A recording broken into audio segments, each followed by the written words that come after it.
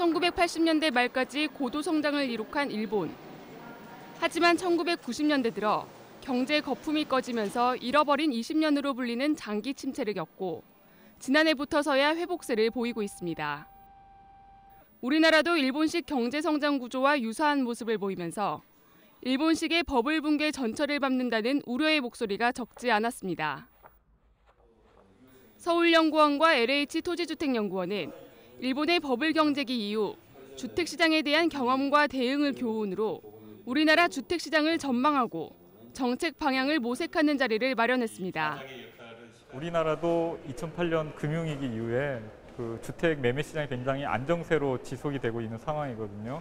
그래서 과거와 같은 화랑기는 이제 더 이상 오지 않을 거라는 전망이 지배적인데요. 우리나라보다 먼저 경험한 일본의 사례들을 좀 보면서 일본이 겪어온 과정과 주택 시장의 변화와 정책의 변화를 좀 파악을 하고요. 그 과정에서 좀 우리나라에 맞는 시사점을 좀 도출할 수 있는 기회를 마련하고자 했습니다.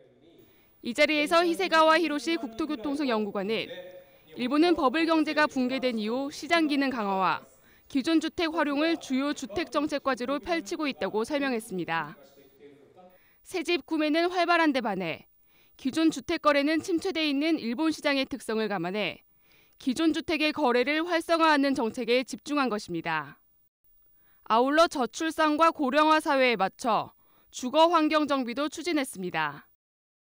한편 우리나라 주택시장 상황이 일본과 비슷한 부분도 있지만 다른 부분도 있다는 의견도 있었습니다. 일본은 주택 착공 호수가 꾸준히 줄어들고 있지만 우리나라는 현재 꾸준히 증가하고 있기 때문입니다. 글로벌 금융위기 이후에 일시적으로 급감했다가 다시 4, 50만 원 정도 수준에서 주택 건설이 이루어지고 있는 보여드리고 있습니다. 일본에 비해 우리나라의 주거복지 콘텐츠가 부족한 점은 앞으로 우리나라가 개선해 나가야 할 점으로 지적됐습니다.